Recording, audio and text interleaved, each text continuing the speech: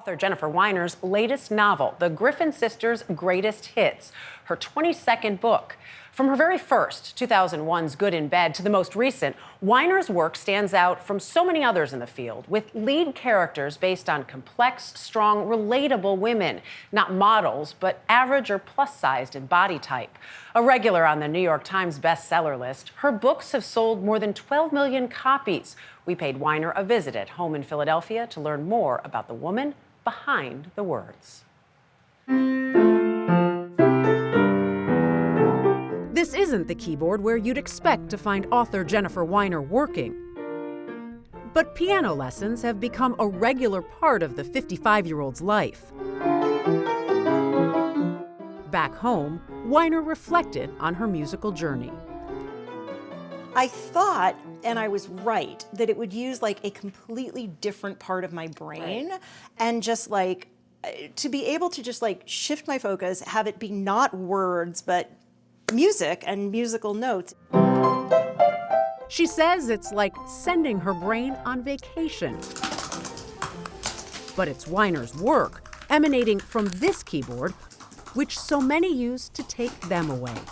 Novels like In Her Shoes. So how's it going for you down here? Made into a film starring Cameron Diaz and, in the lead, Toni Collette.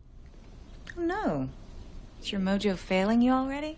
Weiner's books regularly featuring female protagonists who in other stories would be written off as side characters. Toni Morrison has a famous quote where she said, if there is a book that you need to read and it's not on the shelves, you have to write it. It's your job to tell that story. And there had been big girls in fiction, but fell into either the funny best friend or the girl who would lose 100 pounds and only then find Prince Charming and her happy ending. And so I wanted to write a story where the big girl stayed big and still got all the wonderful things. Weiner's love of books began in childhood.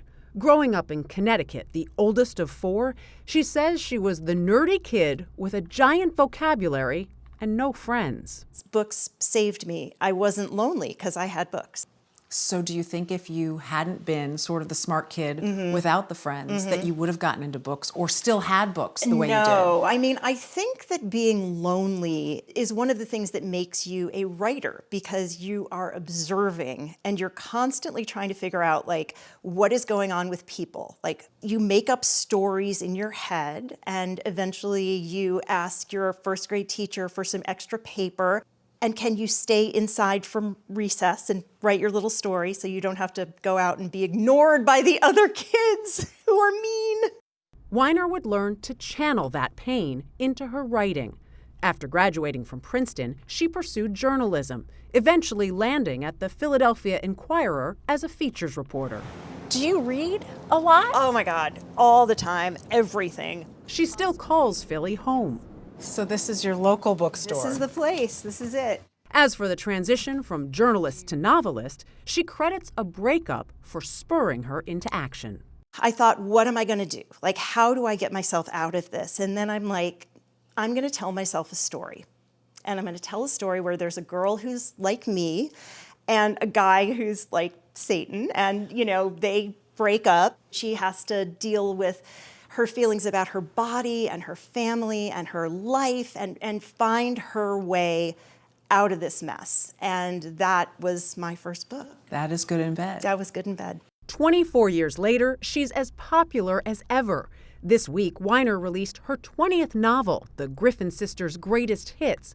While vacationing in Alaska, she came up with the plot of the book, a story about a plus-sized musician who moves to the land of the midnight sun to hide from the world. I think that bodies are one of my big preoccupations and something I come back to frequently in my books. And so I thought about, you know, Wilson Phillips, right, and Carney Wilson, remembering the videos where they would put her in pantsuits. Even if she was on the beach, she'd be in a pantsuit. And just the idea that like we have to hide her. And I wanted to write this book as an act of reclamation. I wanted to take those big girls who'd been pushed to the side. I wanted to take those women and put them back in the spotlight. You've been called an unlikely feminist enforcer. Do you like that? Love that. Love that, you know, except for the unlikely part. If you were paying attention when I was in high school and college, like, of course you would have seen this coming. But I love the idea of being an enforcer, because I just sort of imagine myself like going around with a baseball bat, just like whacking people. Those whacks in college, swings at the all-male eating clubs Princeton still had. They were where you met alums and peers and made connections. You know, in 1987 or 88, like, this is still going on, and I did not think that it was right. And I talked about that and, you know, led a march or two. And by the time I graduated, the clubs had voted to admit women. More recently, Weiner's swings are taken on social media and among the op-ed pages, even calling out the industry for disrespecting popular fiction like the chick lit designation her books and others like it are given. There is no men's literature, that's just literature.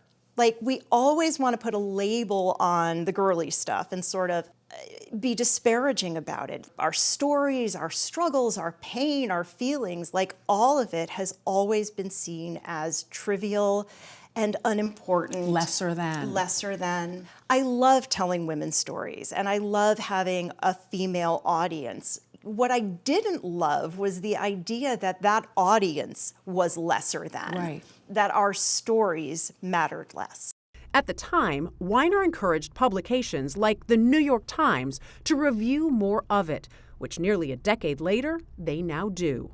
The activist now, how does that come out in you now? I think I'm interested, and always will be, in sort of looking at the world and how women move through it. You know, are things fair? The world that I'm leaving my daughters, is it better than the one I inherited from my mother? What's changed? What hasn't? How do I keep things moving forward? And when it comes to keeping herself moving forward, Do you ever worry 25 years in that there won't be a next story? You know, let me find some wood to knock on here. But I mean, so far, the world is an interesting place, right? And I think as long as there are women in it, and I keep my ears open, like, I think I'm always going to have the next story. Absolutely. Loved her books from the beginning and loved talking to her. That voice resonated with me and I related to her characters, and it just helped me to escape into these books the same way I escaped into the Griffin Sisters' Greatest Hits. You were a huge fan before this interview, but I love that she has such a breadth of knowledge and also just was a fighter. And still from is day a fighter. one. Yeah. Yeah. Great job, Thank DJ. you.